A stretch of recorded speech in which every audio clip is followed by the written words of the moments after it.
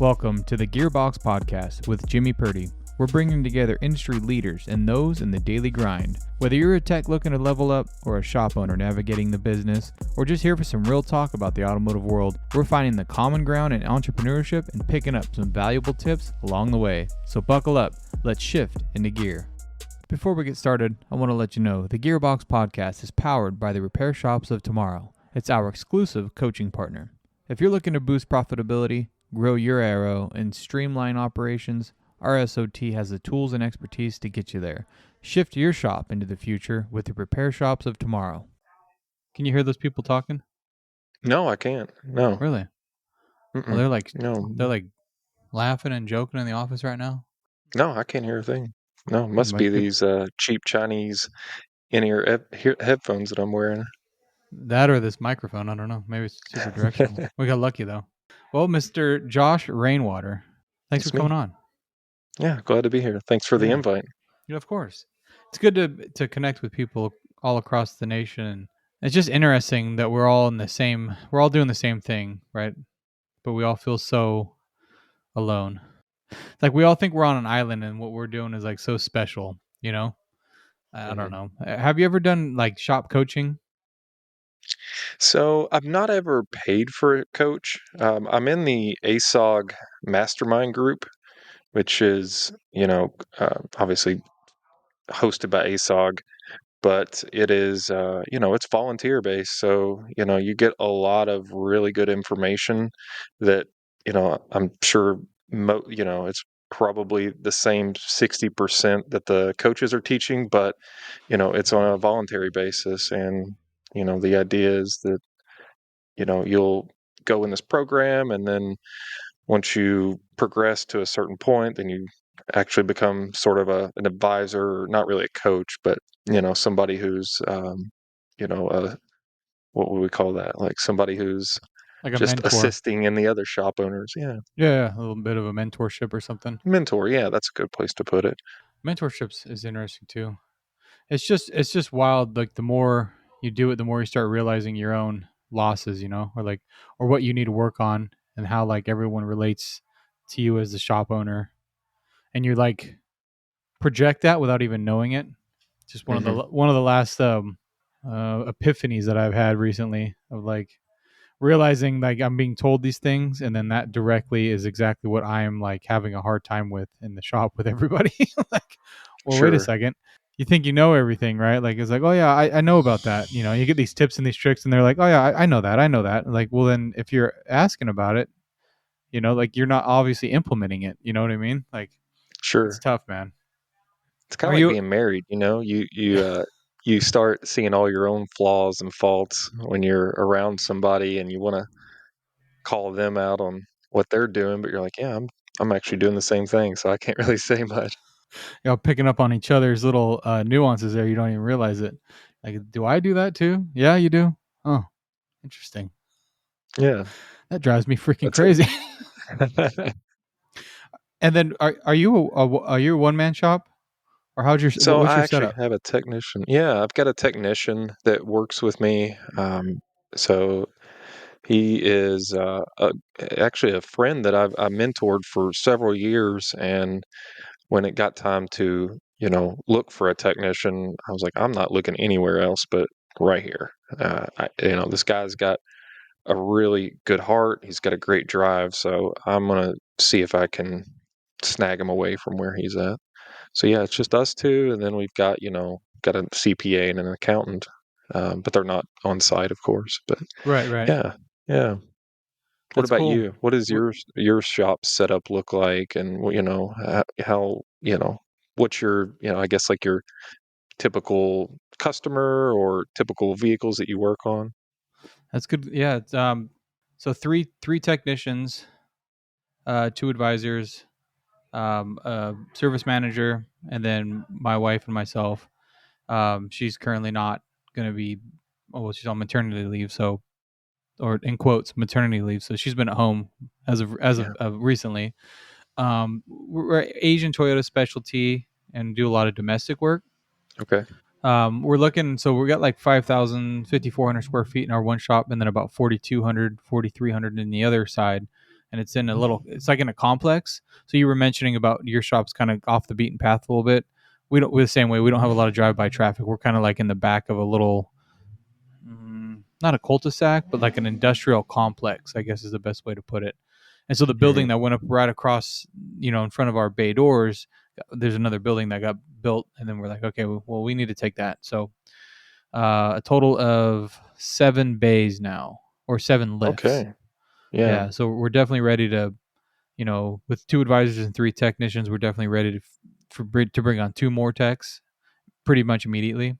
But just got to bump up the car count and do the marketing and all that stuff. So I'm excited to see at the end of the year how it all falls out, because we've kind of put the cart in front of the horse.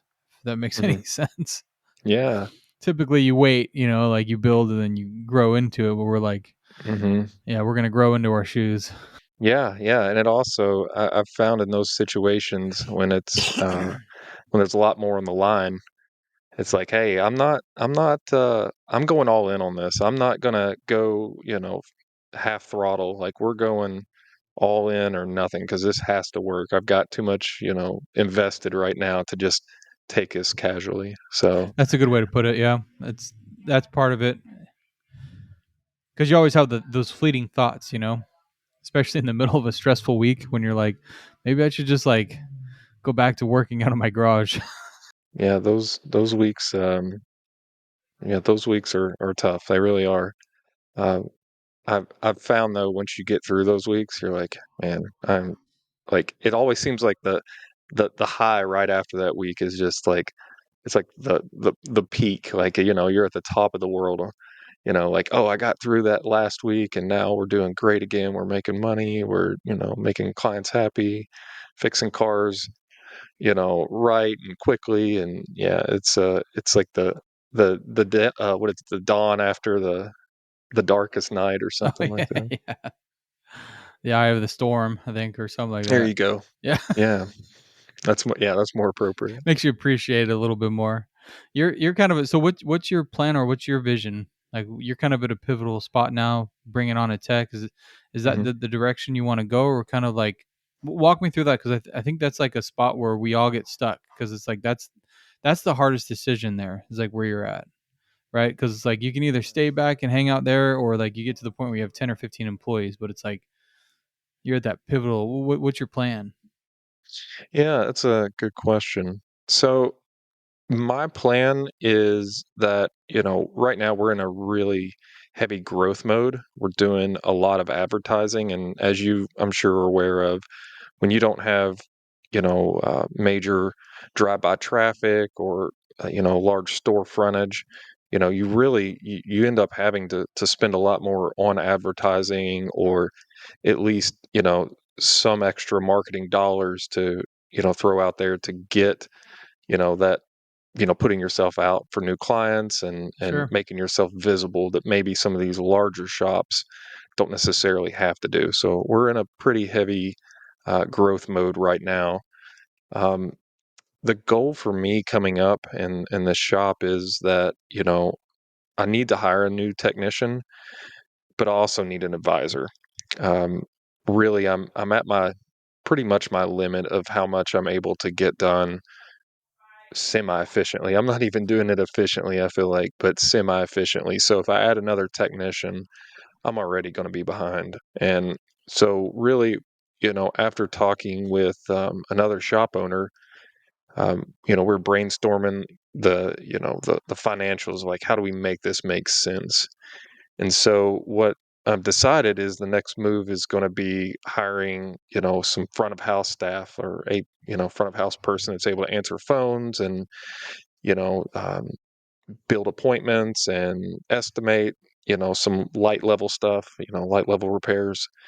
And so we figured out like how many hours that I would have to turn in a bay to get that to work. And the number was actually like really surprisingly low, so that, you know, if I'm able to, basically turn about 6 to 7 hours a week, then that's going to pay somebody to come in and do, do some of the work that I'm dropping the ball on. But then hopefully, that's going to free me up for, at least, 30 some hours of work that I'm not having to do every week. So that's the goal. It's, just Is free your me is up your as an owner. is your goal to stay in the bays, or do you want to take over the front office, or where is it that you want to end up? Yeah. Ooh, that is a good question because that's something I go back and forth on. Um, there is the sound wisdom that all these coaches and other shop owners are teaching is like you got to get out of the bays, you got to get off the front desk, and I see that as like the goal. Like you've got your vision that you put up on the wall, and that's what I'm achieving after. That's my the picture of the boat that I'm having. That's me, is getting off the front desk. But I'm not at a point where I can necessarily afford to pay, an advisor to come in and do that, because an advisor to me is somebody who um, they indirectly generate revenue for the business. They're not turning the wrenches, physically getting the work pushed out the door. They're just facilitating the making of money. So the goal is to eventually hire an advisor to remove me from the front desk completely, and then also hire another technician so I can get out of the bays. I love wrenching, but I can't, you can only wear one hat at a time. That's true. So that is Yeah, eventually I'm going to transition out. yeah. The that adage of like you got to get out of the bays. It's just I don't find it applicable for technicians turned shop owners, right? Like Hmm. that's who we're talking to right now, right? Like the majority is like you and I. We work on cars and we open a business. Like Hmm. that's our crutch, but it's also our superpower, And I think there's a lot of shop owners and the coaches. I wouldn't say a lot of them, but most of them have never really worked in the bay or worked on cars, and so all they know is the business, right? So like in their mind, I think they just look at it as, well, if you were to work on the business instead of working on the cars, you can make the business more money, right? But Hmm. like, am I business minded? I mean, not really. No. Like, there's a lot of like floundering for me as when it comes to like sitting down and like making an action plan and like Yeah. writing SOPs and like, and thank God for Chat GBT, right? Like, because Oh I don't know man. how I would do it without it, right? So that's not my forte. My forte is like you get out in there and like fix the car, right? Hmm. So whatever I can do to free up my time so I can go take on some of those bigger projects, that's what generates revenue, right? The Hmm. personal win for me is when I don't have to do anything all day, like, and the shop still makes money. Like, oh, cool, like I actually didn't have to Hmm. physically labor and like the shop's making money. But if we start falling back, like, yeah, I'm jumping out there. Like, let me see the biggest ticket we got and I'm going to go knock it out. Right. Cause that's the superpower I have in the business. I don't know. Hmm. It's interesting you brought that up because I've had a lot of coaches tell me that, like, oh, you got to stop doing that. You got to rely on your team. You got to realize like that and then the other. But well, I got to rely on paying rent, my man. Like, and that Yeah. if I got to go jump in the back in the trenches or back in the bay to like to get something done, like that's my hierarchy, right? And as far as Hmm. being a business owner, I'm not really too good at like the office side, right? Like, and like you said, that just builds the work still needs to get done. Like you can Sure. sell all the work in the world, but until it gets fixed and you can collect, then it doesn't mean anything to anybody. Sure. Yeah. And to your point, I I don't see that, if we use the analogy of the wheel with the spokes and the center hub, I don't personally see a problem being the spoke, like whatever that spoke is. It's a technician, it's an owner, it's you want to do HR, maybe that's your dream, and you just happen to do it in a auto repair facility.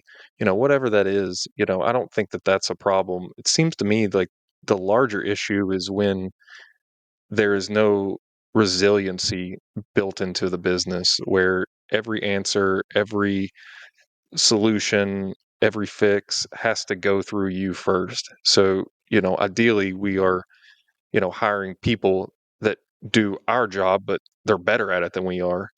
And so it allows us to not have the pressure put on us to like be the car fixer man, the car answer man, the appointment builder man. Like, I'd rather have somebody in here that I can afford to pay well that does, that understands the culture and what we're trying to achieve here, believes in it, and just does it better than I do it. And unfortunately, like you have to build towards that, or you got to go into probably a lot of debt to be able to do that quickly. So, do you have any thoughts or any experience with that? Easy if I unmuted, huh? I've noticed that when it comes to staff, the you get what you pay for. I mean, bottom line. Sure. So it's like I've noticed, or I've had those situations where I've hired technicians that wanted 65 an hour, and I'm like, Mhm. I can't afford that. That's wild, right? And I'll give the credit to the coach I had at the time. She said, "You know what? You can't afford not to." And I said, "Hey, sorry to cut in, but I got to let you know about our exclusive coaching partner of the Gearbox podcast, Repair Shops of Tomorrow. If you're ready to take your shop to the next level with proven strategies for profitability, ARO growth, and operational efficiency, visit repairshopsoftomorrow.com and start shifting your business into high gear." Talking about, she said, how far out are you right now? Oh, we're about 2 weeks, like everybody else in the world, right? Like, yeah, we got a backlog of work. Like we got some work lined up. Okay, so if he came in and knocked all that out and you didn't have to do any of it, like what is that worth it to you? See, but in my mind, I look at it as the efficiency of the techs that I had, right? Or like some of the ones prior Mhm. in the past where they're putting 4 or 5 hours of work in a day and it's just not good enough. Sure. What if he comes in and again he knocks out 12 hours of work? What if he gets that whole 2 weeks worth of work done in 1 week? Like, well, Hmm. then he's definitely worth $65 an hour. You know what I mean? Absolutely. And I don't get any questions. Like he just gives it, and that's what happened. We hired him. He was in for about 3 months. We had some of our biggest months we've ever had. I mean, $120,000, in sales, and that was like Hmm. something I was like, there's no way we'd ever be able to do it. And he just boom, like one after another. I'm like, holy crap. And then he was, got to the point where he's standing around. We could bump the marketing up. It's like we've never been caught up like that. And we never had sales like that. Right. And like Hmm. at the end of the day, we were talking about because say it's about $15 an hour difference, right? Which is huge when you're sitting there looking at someone in the eyes and you're like, how much you want per hour? And it's like 45. You have someone else that wants 65, right? And you're like, well, yeah, Hmm. I can only afford 45. Like but it's like the same thing with upping your labor rate, right? It's like $10 if you want to charge $10 more an hour, and you're like, damn, I can't charge another $10 an hour. But like if your average HPRO is 3 hours, it's only $30 on that repair order. So it's really not that Hmm. big of a deal. But our brains always like to mess with us like that, right? So my point is like I didn't even realize that was an option for me that would work. And it doesn't happen until it happens, right? So then I can make the investment, and it was like, holy crap, like that worked. And it like didn't just work, but it like blew my mind. I'm like, okay, so I want to pay everybody as much as I can. It like totally changed my Right. interview process and everything. Like when people come from an interview, like first thing I ask, hey, how much are you looking to make? And if they tell me they want $30 an hour, I'm like, yeah, this isn't for you. Like come in here and ask for $60 an hour. That's what I want. Wow. Come in here Yeah. and Yeah. ask that you want $130,000 a year. Like, because if you ask for it, then I got to hold you accountable for it, right? Like, hey, Hmm. that's exactly who I'm looking for. I'm looking for the guy that wants to make that kind of money, right? So these are the things I need you to do and do well. Can you do that? And it's like, I bet you better be able to do it well if you're asking for that kind of money. So it's just that mind shift was like so big for me to learn that, right? And luckily for me, it wasn't a loss because I know a lot of times guys will go through that and then they'll get bitter and jaded. I'm never paying someone that kind of money again. That guy didn't know anything. So I think we got lucky in the person that we ended up hiring in that sense, but it was a big learning experience for me for sure. Yeah. Yeah. And that's eh, you're right. It's about the financials. Like, does it make sense? Because if you got somebody who's underperforming, suddenly, maybe you think you're getting a deal at $30 an hour, but maybe because they're not, you know, pushing out at least 100% efficiency, that $30 is now costing you $38, and that doesn't include the comebacks and, Or all the, the lost sales, because now your all the lost advisors, sales. or if you're Yeah. answering the phone, you're like, this dude's not going to get done with these cars today. So I can get you in tomorrow. And they're like, okay, I'll bring it in. Well, guess who doesn't show up the next day for their appointment because they're not waiting another day and you just lost. And who Mhm. knows what that sale was, right? Yeah, yeah. It's all those unknowns, man, that we have no idea until you like get on the other side of it. Then you start pulling. You're like, holy crap, this was all here the whole time, huh? And I'm just the cheap ass idiot that decided to like. Step over $1 to pick up a dime, right? Like, That's it, man. That's yeah, it. it's kind of wild. It's a ride for sure. Yeah. What is your background? I mean, like what is your experience, coming from technician to shop owner? What made you want to make that transition? That's a deep question. I've been asked it so many times, and I don't really have a good answer for it. I think it was just survival. I guess I probably put it the best way. So, I mean, I started out of school, and it's just like cars. I always had to fix stuff like the rest of us. We get broken stuff, we got to fix it. So I did a little school. I was like, what's the one thing that everybody needs is smog. I'm in California, right? So it was like being in California, a smog technician. That's going to be what everybody needs. So I did that, got my license, worked well. But then of course I wanted to see like I didn't do any repairs. It was like, so what does it take to repair? So I learned that, and then it kind of evolved from there. What's the next best thing in an automobile in the car that like everybody's going to need, or like what puts you at the highest, right? Because I'm like 22, 23 years old, and I'm like I got to be the best, right? Like so Hmm. so what's the hardest thing to learn? Well, rebuilding an automatic transmission, right? Like Oh, that's that's there. got to Yeah. be the thing that everybody stays away from. So I decided I'm going to Hmm. do that. So Nice. that's my background. And then as with the shop I was working at, it wasn't ran very well, and I knew there was a lot of like lost potential, and I was just back to that same mindset. Like I can do it better. Like how do I make this? How do I make this better? How do I do it better than he does? Right? And that's I offered to buy it from him, and it just kind of all evolved from there. And Oh, wow. I just Okay. had no idea what I was getting myself into. Yeah. Do we ever? You just got to take that leap of faith. I mean, maybe you have an idea. I know I didn't. I just thought I was gonna just grab my wrenches and start fixing cars, and I didn't even pay taxes for the first maybe 15 months, and I was like, yeah, I'm gonna get to that one day, and some shops never pay it for 15 years, so I'm Yeah, oh God. happy my wife talked me into fixing that quickly. But yeah, I mean, I didn't have a plan in place. I had no business acumen, so yeah, so Call it you had a blissful ignorance. absolutely, I always look at back as like if I knew all the stuff it takes to do it now, I don't know if I would have done. I don't know if I would do it. It's like yeah, the more you learn about everything you need to do and things you need to put in place, it's like it's like a double edged sword. It's like yeah, it makes it easier because I can write it all out and I don't have to learn the hard way. But also, it's like hmm man, it's a lot. I don't know if I'd want to do it all over again. But yeah, the amount of learning you get, it's like I would not do it if that makes sense. sure. No, that's a Did you good point. did you have formal? Were you at like a dealership, or you were doing independent, and you decided to kind of branch out on your own? Well, so I started working for myself during the first year of COVID. So, I'd always done side work and that was just kind of a thing. It was like, yeah, you work for beer money on the weekends and, help friends out or family or, whatever it is. So I lost my job during COVID. And so I had to figure something out really quickly. And I'm like, well, I'll, you know, I've got some different directions I can go, so I'm gonna just, work on cars until I can get this figured out. And I was doing mobile repair, so going out to people's homes and fixing their cars in their driveway or at their work parking lot, and it blew up so quickly. I was just not prepared for it. So, I was scheduling. I mean, at peak, I was scheduling 5 weeks out at a time.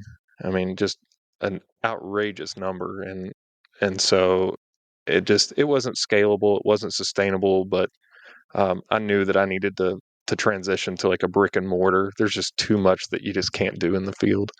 So yeah, that was my little bit of my backstory and how I wound up here, you know, in the last 5 years.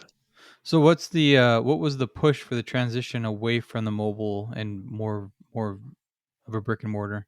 Um, I could see that this was not a scalable business. Like I couldn't figure out a way to do it as quickly as I needed to scale it to save my body from breaking down. And so, what I was doing at the time was, a lot of the stuff out in the field that like, shop coaches teach and, like this was when DVIs started getting like popular. I mean, obviously DVIs have been around for years, but the real push for like the 300% rule. Well, I was doing that in the field. So like I'm going out to a car, they have an oil leak and I'm in their driveway with, you know, two floor jacks lifting their car up to get the wheels off the ground to inspect the brakes and the tires and um, doing that sort of stuff. I realized really quickly that this was not going to be like something that easily transferred from, the brick and mortar into the field. And there was just logistically so many things that, I couldn't do or I had to really prep around. I mean, even things like, I need to make sure that I've got, all my batteries charged up because, I'm on the vehicle I was driving, I really didn't have like an air compressor. So I'm having to be creative with some of the stuff I'm doing. And, you know, it just logistically got to be too much. And, at the time I was the technician that I actually hired to work with me now. I was looking to hire him to like, put him in a truck and do a mobile thing as well. And I, I, at that point I knew I'm like, I cannot ask him to do this. If I'm not willing to continue doing this, I don't want to see him in a position that I'm going to be in really shortly if I continue. So I just had to, make that move away. And thankfully, it was good timing and things lined up and ended up where I'm at now. That's awesome. Yeah, I guess it just depends on what you really want to do. I feel like if you wanted to stay mobile, you could have invested in the truck. And I have a lot of Hmm. conversations with guys that decide to be mobile instead of going brick and mortar, Hmm. and I kind of understand that, right? Like it's probably got its perks. I'm Hmm. sure like Definitely. anything else, like you have certain things that are going to be a little bit cheaper. Obviously, you don't have like the same overhead, but I don't know. Then you gotta have a truck. Then you gotta have the maintenance on your vehicle. Then, like you said, you gotta have Hmm. all your tools right, and like make sure you don't forget. Like that's something I couldn't do. Like I'm Yeah. like the king of forgetting something, right? And then I'm Yeah. like, oh my god, I'm so. And it's like I'm not like cool with it, right? I'm so freaking frustrated right now. And then you Hmm. just try to like get this job done with like the tool that you doesn't even right for it, right? And you're just like, because you're so hard headed. Like I'm not gonna go. I'm not driving all the way back No. home to get like. So then it takes you twice as long as it should. So it's like I could never do it. Yeah. I've got so many just parts store wrenches that I've had to buy 2, 3, and 4 times because I didn't have them with me. So I'm like, yeah, I'll just go buy it. It's cheaper to buy it here than it is to drive all the way home. Because you got to think too, you're out in the field, you got all these tools scattered out, or you got them at least out of the truck. So you can't just leave them there. So you got to pack them all back up, and the door still has to close at the end so you can drive away. And I had a canopy, big pop-up 10 by 10 that I was using. And so you got to make sure that's secure so the wind doesn't catch it and take it into the neighbors, so like, that sort of stuff. So it's a lot to consider. Yeah, it's easy to pull the doors down at the end of the day. Hmm. Costs a little bit more money that way, but you know. Yeah. Yeah. It's a So trade-off, but I wouldn't so go back. what was the driving force behind getting the accountant and the CPA right away? Because I think that's another loss that a lot of Yeah. guys forget about. Yeah. So for me, once my wife had convinced me that, hey, you need to be staying on top of this, like we can't push this off any longer. And you know, one of the earliest examples of like, or I guess, things that happened was I was trying to do my own taxes, and the state of Kentucky does not make it easy to figure this stuff out on your own. And so what I did was I had estimated the amount of tax that I thought that I was, paying, and wrote a check out, popped it in the mail. Um, didn't know that I had sent it to the wrong address. So they ended up cashing it anyway and did not credit it to my account. So I just basically wrote them a check for money that I will never see again. They don't know what happened. Uh, And at that point, it was like, okay, I can't do this by myself. So my options are, hiring somebody cheap that's going to, you know, help band-aid this for me and kind of be a crutch, to get me where I need to be and get the business back on the right route, or just, you know, pay them whatever they're asking, have them handle it all for the most part. And then, that money I can go spend my time much more efficiently just doing what I do, and I'll let them do what they do. Yeah, it's a smart move. It's definitely a lot more involved than I think anybody realizes. I've never heard of them caching something and then we get a lot of stuff back where we get something in the mail that says you owe X amount, and you're like, what are you talking about? And it's from Right. like 2 years ago. Like you owe Hmm. 1,500. Like what for what? This is all, and then oh my, and then you try to call the IRS. Oh, That's yeah. my I haven't had to call the IRS yet. no. I, Oh, I that's imagine it's you're missing wonderful. out. Yeah, you think insurance companies are fun to deal with? Ooh, yeah. It's just like you wait on the phone for 45 minutes on hold, like just to talk to somebody that has no idea what they're talking about, and then they're like, "Oh, let me get a supervisor," and then you got to wait Mm. another 30 minutes, and you're like, "Oh," and nobody, and it's just like I think they do it on purpose, so you just finally hang up, and you're just over it. And then you got to, That's funny. yeah, getting a CPA was a big one for us too. It was like learn Hmm. that the hard way, especially because it's not just getting one, but getting one that knows what they're doing. We had one that I supposedly knew, and it was like $20,000 a quarter in taxes that we owed. I'm like, this can't be right. This is Mm. like, Okay. and this was like 6 years ago, and I'm like, Okay. we don't even like what we're doing like 500 or $600,000 a year, and you're gonna tell me we owe 20,000 like every quarter? Like, I don't Yeah. think so. Ooh. That does not sound right. Yeah. So getting someone that was like that knew the rules. And we Hmm. eventually went S corp, which made a big deal too to go to get more into the corporate level. But then there's obviously levels of that too. But it's like all that stuff just gets way over our head. Like I don't have time to learn how to be a CPA. That's the craziest thing in the world. Yeah. Yeah. We all already have a lot of hats to wear anyway, and like I mean, that's its own, you know, whole separate profession. Like who wants to go and just try to understand 80% of what a CPA knows that they went to school for, 4 years for, and I'm trying to learn it in what, a month, 2 months to On get the caught up. fly, Yeah. On the fly. and Yeah. and Yeah. with automotive, because supposedly automotive is like one of the harder ones to like Okay. decipher and like know what you Hmm. can and can't write off and all that stuff. I mean, but granted, like I said, there's people that open a shop and that's their superpower. Like they're a CPA and now they're a business owner Hmm. and they're an auto shop owner. Like, well, then do that because that's what you know in a business. So put yourself in the business where it makes the most sense. I get that a lot. Like, oh, just do your own books. They're easy. Like I don't want to do that. Yeah. I don't enjoy it. Why would I? I enjoy sweeping the floors. Like if I could like be the custodian here, that'd be fantastic. That's the job I want. Hmm. Yeah. Yeah. Low That's the easiest one. responsibility. Yeah. Yeah. And think about it this way from a financial aspect, you spend maybe, what, 5 hours a week doing your own books, entering receipts, and getting the financials just in order, not even planning. We're just talking about getting the numbers, to balance out, to get get it like a P&L together. You spend 5, 6 hours a week on that. And, you know, how much work would you have to do?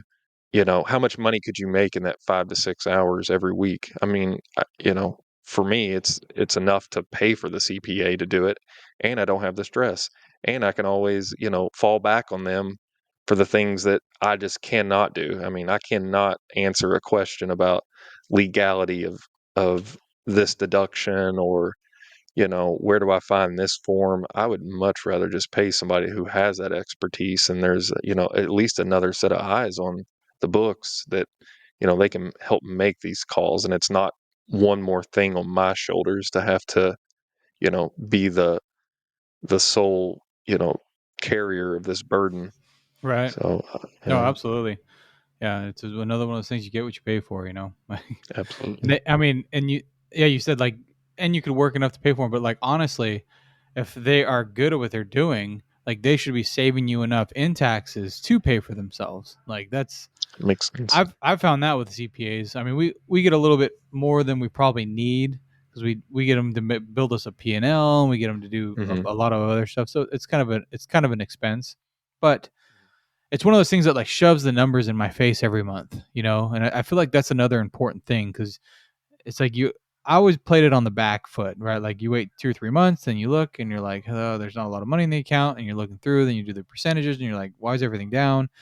And I mean, we're now going into the weekly. Like it's time to start doing this weekly, like setting up a weekly Hmm. goal, weekly sales goal, weekly percentages, and like because even just Yeah. going down to monthly and like starting to like every month look at them, that started moving the needle in the right direction. It's like and just constantly shoving these things in my face because Hmm. it's like anything else. Like you learn it and I understand it, and then like 30 days goes by, and my ADD and everything else like just it's like okay, dejected. I'm gonna forget about all that and bring in new information. There's too much stuff going on in there, and then I look at the numbers. I'm like, wait a second, what exactly was that again? Right? And it's like, and that's like the frustrating part. Then you're like, then you got to go read back and research. And you spend all this time reiterating. Okay, okay, now I remember what that is. You know, so it's Hmm. like seeing it every month got me to like start seeing it, and I was like, okay, if we start doing it weekly, that'd probably make it even better because then I can really start seeing like in real time, like where our parts margin should be, our GP number should be, and like start pushing that buck a little bit. Because all at first was like, I remember when we did our first evaluation, I was just like, oh yeah, we're gonna have the best numbers.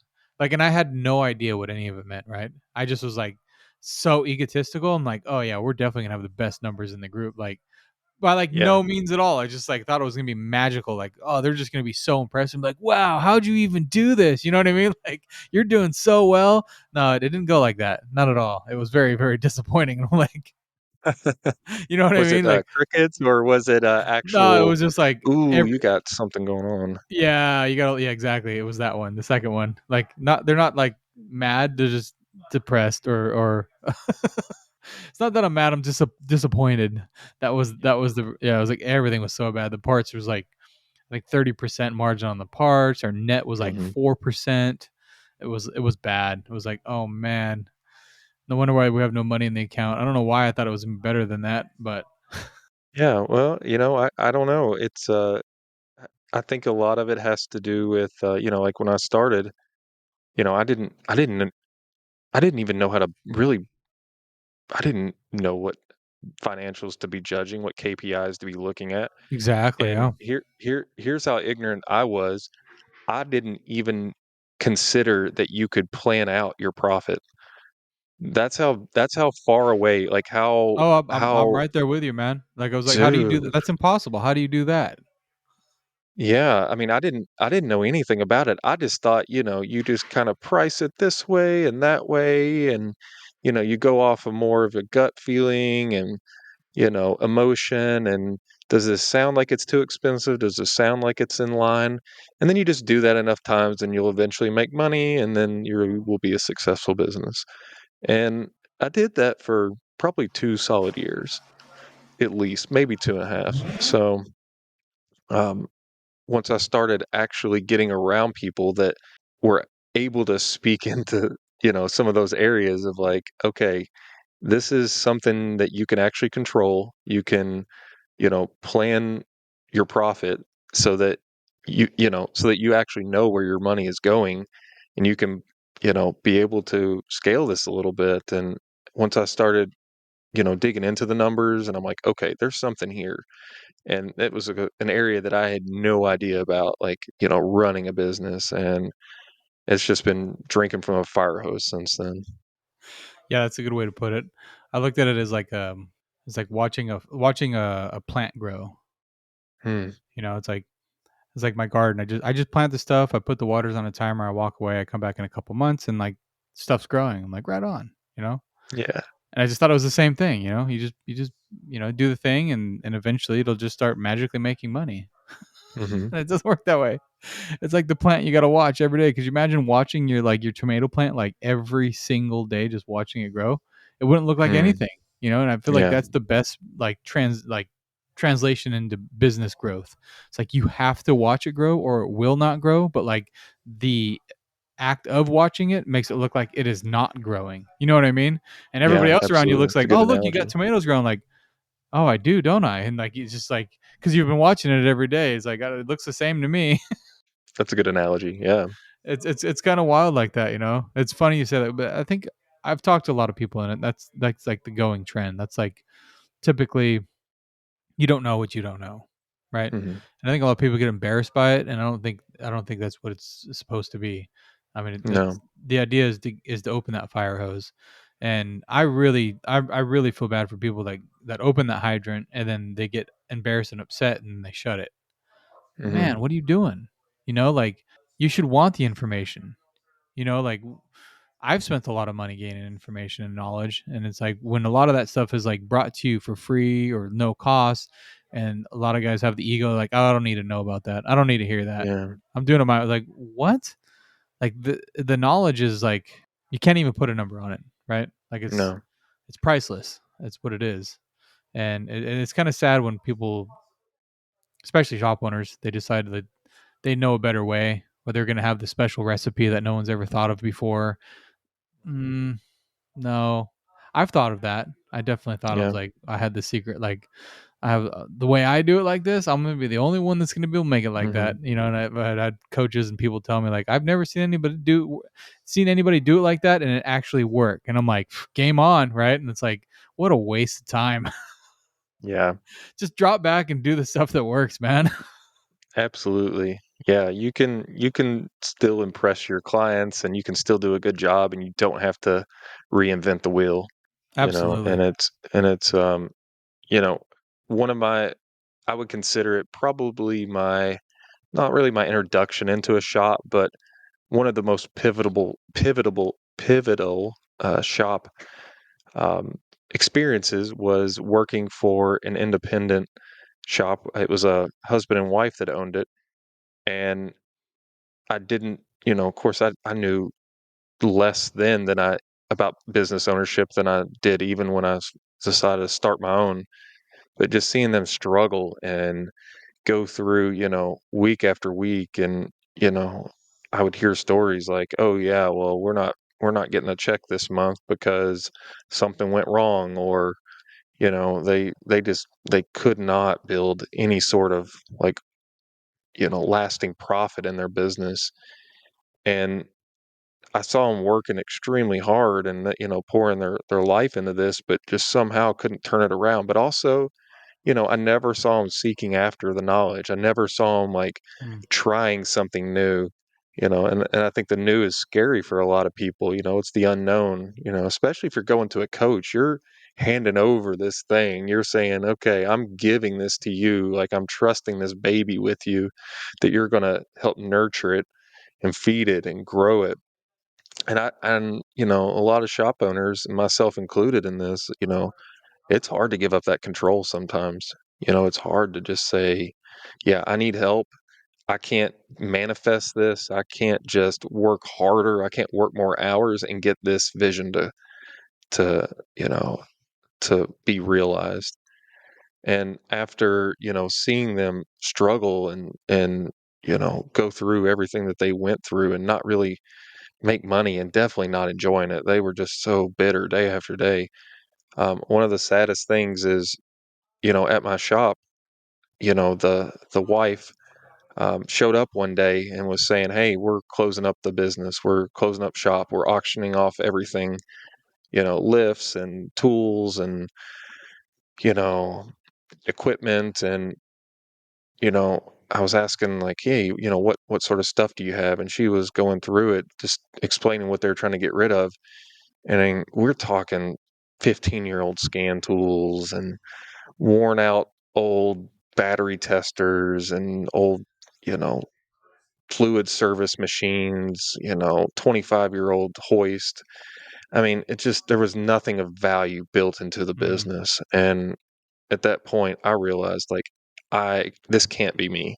Like, I refuse to allow this to be my story in the next 25 years. So how do I not do that? How do I build some value into what I do beyond just, turning nuts and bolts?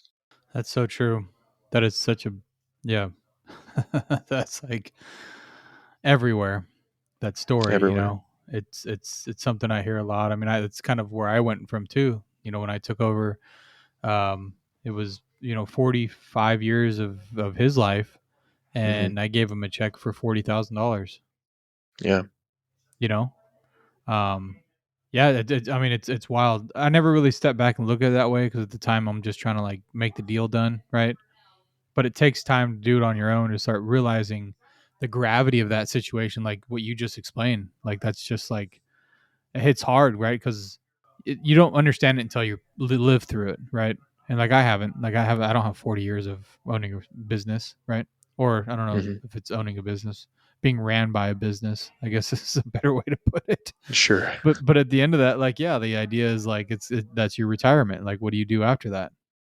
Hmm. You don't go get a job at another dealership or another repair shop. Like you're kind of you're that's it. That's the end of the road. And it's like Yeah. to not have something of sustenance or value. Like man, what were you doing this whole time? I hope you're having a good time at least.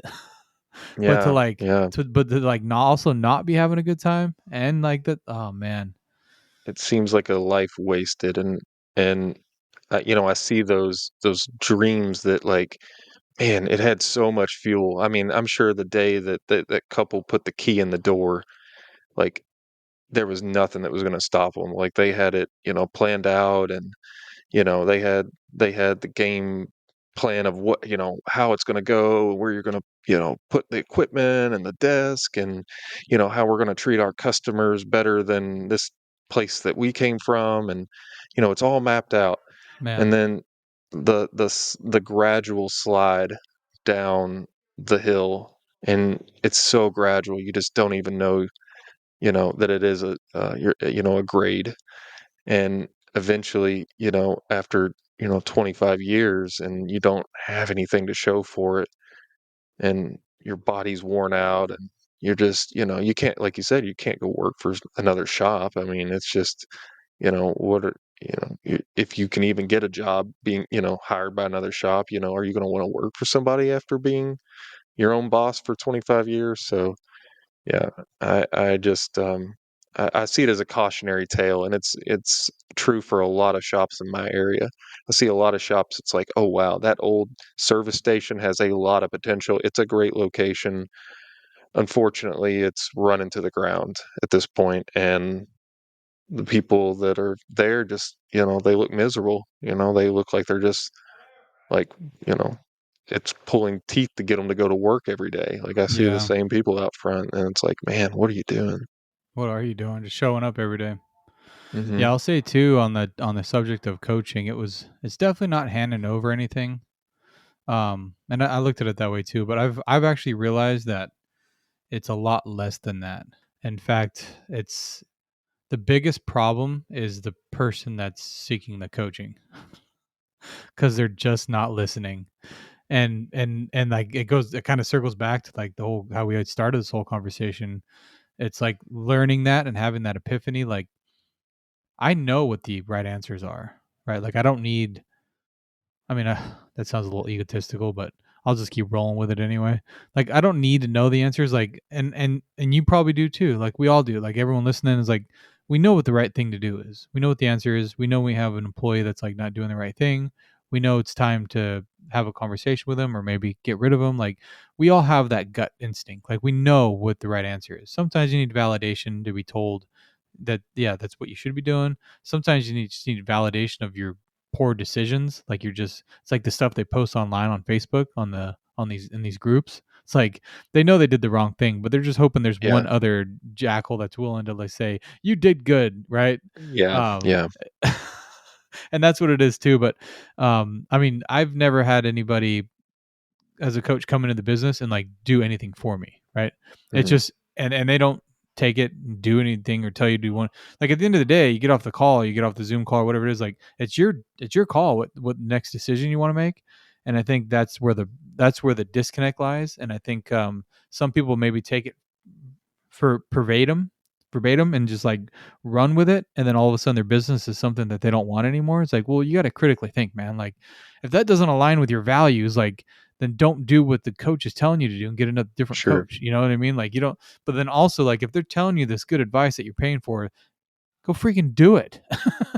Yeah, yeah, Like, take the damn advice and do what you're supposed to do. But it's like that double-edged sword. It works both ways. And it's like some guys will just run with it, and just all of a sudden it's like you have some guy that's running your shop, that's running it behind the scenes, that talks to you once a month, and you're listening to every single thing he says. Like, that's kind of wild. Like, that's that's not what you want to do, because then you're going to be in a position exactly. where you're like, nobody knows what the hell's going on anymore. So I don't know. It's an interesting topic, but I've that is one of the polarizing things. And until it's like, it's kind of like therapy. Like, until you actually do therapy, like, you don't realize it's like how much is needed, A, and then B, like, it's not like someone coddling you, right? Like, it's not like Exactly. something to be like ashamed of. It's like, it's just like, I don't know, what's another word for therapy? It's like coaching. Hmm. Yeah, there you go. Yeah, or a coach. Yeah. A It's like life it's coach. interesting. It's like you knew the answer all along. Like the answer Yeah. was inside of me. I knew it was there. This person didn't give me any like new revelation. It was just I just needed to hear about it. In fact, like it reminds me earlier today I was asking a technician, I was like, "Hey, where did I put that jump pack?" And I said, "Don't answer that. I know where it's at." Like, it just came to me. Like, it just like I couldn't find it. I looked everywhere for it. And the fact that I just asked him, "Hey, where is this tool at?" It came in that moment. And it's like, I knew where it was. I just had to ask. And it's like, I feel like very similar to maybe coaching. It's like, I know what the answer is. Mm-hmm. I just need to ask it, or I need to just have that reflected back at me, and then I'll take the answer and implement it. Or maybe you didn't know at all, and Or that too, that yeah. happens Or too. sure, yeah. There's but definitely blind spots in the but you business. wouldn't know unless you asked. You That's wouldn't know true. the difference unless you actually asked, and that's where the problem is too. That's the guy that sat down there for 20 years and auctioned all the stuff off because he just didn't ask. Like, and it's amazing Yeah. just asking a question, how like that could have changed everything for him, or maybe not. Maybe it just wasn't destined to be. But I doubt Hmm. that. Like, it's. I think we see a lot of in the industry where, especially even with technicians, right? Like, it's the same thing. If they're willing to ask and do the research and be curious about it, it just makes them a better technician. And he applies that to Yeah. like everything, right? Oh, I absolutely. Having curiosity, just saying, "Hey, let me just test this. If this is so correct, if this is the right answer, let me straw man this and see how this argument plays out if there is another point of view." And just that willingness to be open to other possibilities. Sometimes it means, yeah, this is the right way because I have played this scenario out, and every road, you know, goes to Rome, and my Rome is, this thing that I'm already doing. So I know it's the right thing. But, you have to have some curiosity, and you have to, be willing to be wrong. Do you, maybe that's an issue where, us as technicians, there's such a pressure put on us to be right all the time. Can't be wrong, can't misdiagnose. Has to be, no margin for error. And I think for me at least, it's translated into the business in a larger, point of Oh, view that 100%. I have to get it right. Like I have to, what I'm doing, it has to be right. There can't be any room for learning because if I get it wrong, that's failure. And I just don't think that's helpful. It's very short sighted, and it's lacks grace, and it's not a it's I don't know. It's just I feel like if I'm that way with myself, I'm going to be that way with everybody else that's around me. Mm, So you gotta extend yourself grace so that you can show it to other people. that's a good way to put it. Mindset. But yeah, you can't forgive others until you forgive yourself, I guess they say. Yeah, Or, yeah, and, similar. and on that, it's like the failure of, like, if you misdiagnose the car and you're the shop owner, then then all of a sudden you don't know how to fix a car, so then you don't know how to run a business, and then they're going to tell their Mhm. friends, and all their friends are going to tell their friends, and then the business is going to fail, and everything's going to fail, and everything's like your brain just like puts all these pieces together of like, and like 99% of the time you go have the conversation on a misdiagnosis or something goes sideways, or the first time a technician wrecks a car, totals a car, it's like the empathy they like, oh man, is everything okay? Like, I didn't even think you were Yeah. gonna ask me if everything's okay. I just thought you were gonna be mad. Yeah. Like, Thought you were gonna mad I'm and write already me a bad Yelp punished review. myself. Yeah. Yeah. Oh, yeah, for sure on that one. Yeah. It's like, but Yeah. then it doesn't. Like, and it doesn't go that way. It's like you start realizing the bad reviews are just usually garbage anyway. And like when actually bad things happen, most people are pretty empathetic about it and actually have your back. And then you step up to the plate and say, I screwed up, but I fixed it for you. And then they're a lifetime customer. It's like, Oh, holy crap, it absolutely. works totally backwards from what my brain was telling me. Yeah. Yeah, It's so that is wild. a good point. Yeah, that is a Uh, really good point. Those are it's like just, the trials that, we go through that really show what we're made of and, um, do I wanna wreck that car again and have to, put the panels on it or pay somebody to do the body work? Like, absolutely not, but, it definitely separates the, you know, the guy who's in it or the gal who's in it for, the money and the person who's in it for the relationship oh, and doing the absolutely. right thing. Yeah, well, it just totally it wipes that stigma away because like as soon as you have a new customer come into the shop, like their immediate because it's an auto shop is they're gonna get ripped off, right? Mhm. And so if you do the job right and they pay and everything's good, like you haven't proven that you're not going to rip them off. You just proved that Mhm. you know how to fix a car. But the minute something goes sideways and then you step up and you pay to take care of it, that's when you've Yeah. just proved that you would never rip them off, right? And that's like it's like a subconscious thing. It's like obviously it's like times have changed and so that's not really what's going on, but I mean, you get what I'm Mhm. saying, right? Like it's like until you actually step up when something goes sideways, there's still that like, and it takes a long time to build the trust, right? Like years of like, oh, I've been going into years. He would never do something like that to me, right? But if it's only Yeah. if his new customer they've only been to you once or twice, like they still don't know. Like They're it's trying like you on for size. yeah, it's still like I don't know. But if something goes like totally sideways and then you step up and fix it, it's like oh man, there's no way like it would ever do me wrong. Like and it's like they'll Yeah, never go anywhere else. And it's like it's just that's right. crazy. It's like I should just start fucking shit up on purpose, you know, Mhm. just to fix it. Just to fix it so you can get a good What a re- review out of it. what a retention tactic. That's your golden nugget retention tactic for the Yeah, day. well, that is a marketing way. Maybe you can be the first to show how it works well. Yeah. You'll be the I'll progenitor wait. of I'll that wait one. on that one. Yeah, yeah, let someone else figure it out first. That's one of those Do you ha ideas I run by a coach and he's like, "Don't do that." I'm like, "Yeah, Don't you're do probably that. right." Don't- And then he starts preaching it at his next seminar. "Hey." No, I'm oh just yeah, messing. you're taking Yeah. all my good Yeah, it takes ideas, your huh? idea, yeah. So, did you have any, examples, like, in the business where you, really had to, like, make something right with a client, like, above and beyond? Man, I guess I just gotta pull which one out of the hat. Which one is it? I mean, I've had one an interesting one where I had a vehicle that was it was like between $7,000 and $8,000 worth of work. It was an old F-150.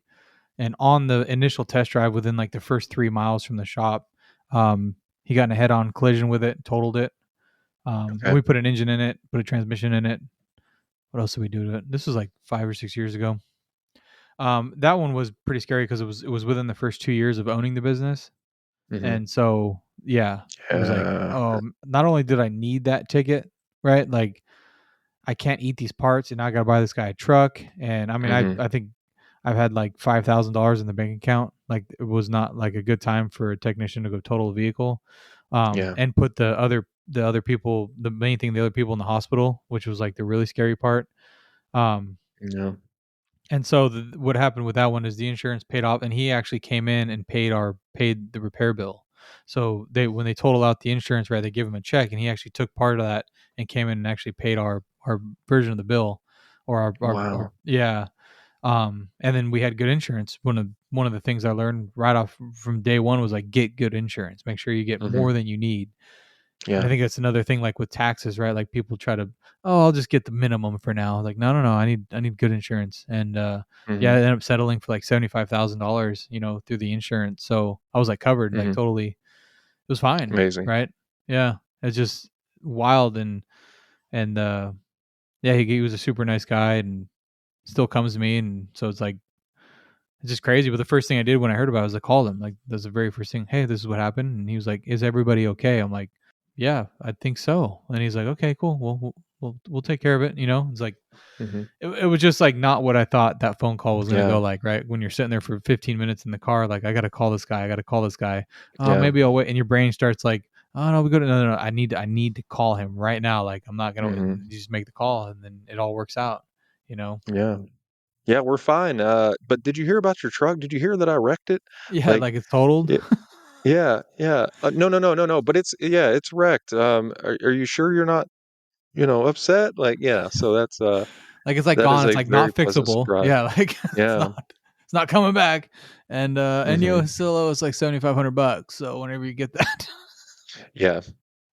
yeah, it was a difficult one. I had another one with pretty recently that just came to mind with a we did a transmission in a suburban, and about 2 days after she left, had a misfire, um, and it was like $7,800 or something like that. Was it a 6L or a 10R?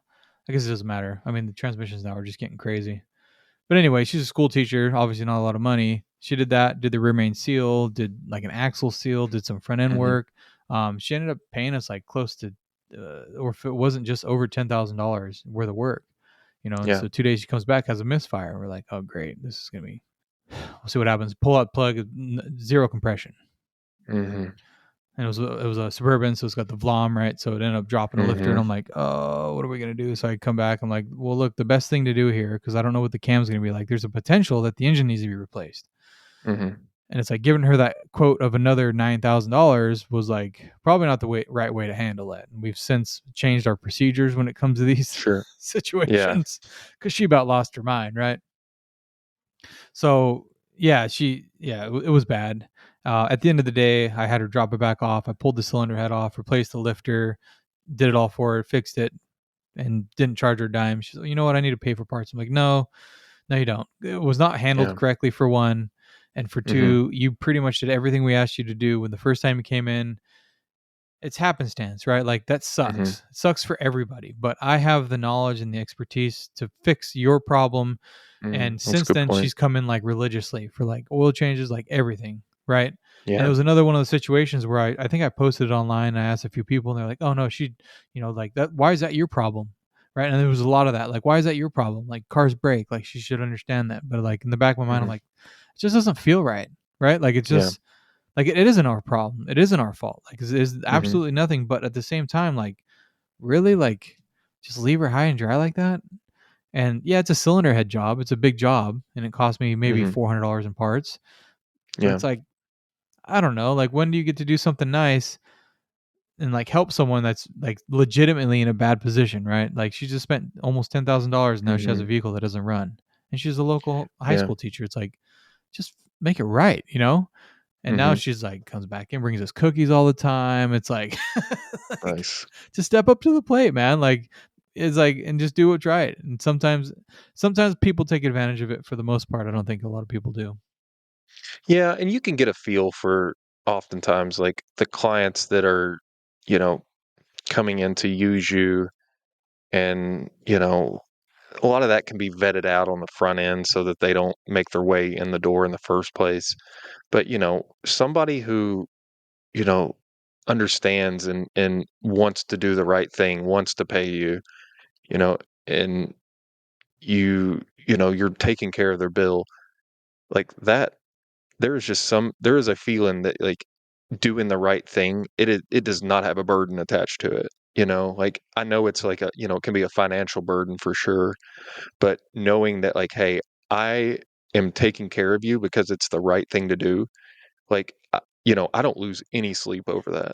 I don't True. lose I had to put a transmission in a car that, I'd done a fluid service on, and I followed, step by step the procedure by the book. It was on a Subaru, and so we had installed I had installed a seal in it, and the O-ring rolled, and I couldn't see it. So it rolled after it had after the the plug had already been tightened down, and caused this guy's fluid to leak out on a trip, and destroyed this transmission. And so for me, I knew that it wasn't on me per se that like, oh, I did something that was incorrect or wrong, but I knew the right thing to do was to, you know, get this guy a transmission. So this was also when I was early, starting out. I did, it was a mobile job that, I was just out doing a transmission service on. I didn't have any money in the business, and I really needed that job. Like I needed that job to pay the bills. And I ended up, putting him in a loaner car, or I didn't have a loaner, excuse me, a rental car. And, I bought him a transmission, and I went to a shop and rented out space in a bay to be able to swap it out. And, I made it right for the guy. And I would do it 100 times over. I mean, I would do it again any day, because that's, it's just like, hey, this is what it takes to take care of people. And, you know, on the other side of that, you have to be profitable so that you can afford to do that. If you don't have any money in the bank, when this kind of stuff pops up, like how are you going to take care of a client? How do you build, some resiliency into your business financially where you can afford to do the right thing? And yeah, so you gotta be profitable. So these days pop up, you don't have to worry about it. It's not a it's not a That's a burden at good all. lesson. Good lesson to learn early on for sure. You Hmm. know, because now that you're talking about it and you're bringing it back up, it's just a blip on the radar, right? Like at the It's a time, blip. it's like the whole world's gonna come crumbling Oh down, right? man, But now yeah, it's just a blip. But imagine now thinking about it if you didn't step up and how that would still give you cold sweats, right? Like if you weren't able to make that happen, right? And you didn't like I would like if I look back, is like that's absolutely. what I learned. It's like I look back, I'm like, man, I really should have taken care of that, and now I can't. But I look back at Hmm. it and I said I took care of it, and I'm okay. Like I feel so much better about it. And the more of a cushion you can have in your bank account to take care of those situations, it helps the anxiety at the time, and then it allows you to, like you said, to do the right thing. Yeah, yeah. That's a really good perspective to have. Yeah, really. Um, I feel the same way. It's like I couldn't go back and do it any differently, and I'm glad that when the opportunity arose, that things were handled as best as they could have been. Yeah, that's good. The mark of a true leader. I don't, I don't know about that. I'm still working on the leadership aspect.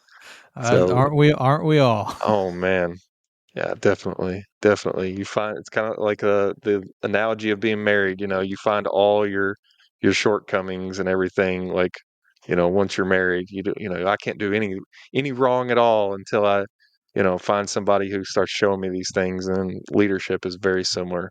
Find all these like holes and gaps and where I'm not doing what I need to do. Oh, this, tech's not turning the hours he needs. Well, it's because I'm not billing out appropriately, or I'm not, charging out for some of these jobs, or, whatever the case may be. It's all about looking in the mirror. Yeah, the mirror. Well, Josh, I appreciate you coming on. This has been an insightful conversation, I think. Enjoyed it myself. Yeah, it was Yeah, really good getting to lots speak with you finally. lots of good stuff in here. So, for all those listening, pay attention to everything this guy says. Some of it's actually true. And then hang out. All right, gearboxers, you know I keep things running smooth, engines and beards alike. That's why I trust the Bearded Brotherhood for top quality, all natural beard care. From their best selling Woodsman to my favorite, Thieves, they keep me looking sharp and smelling fresh. Check this out. Get 15% off every order with the code Gearbox15 at thebeardedbrotherhood.co/Gearbox15. Your beard will thank you.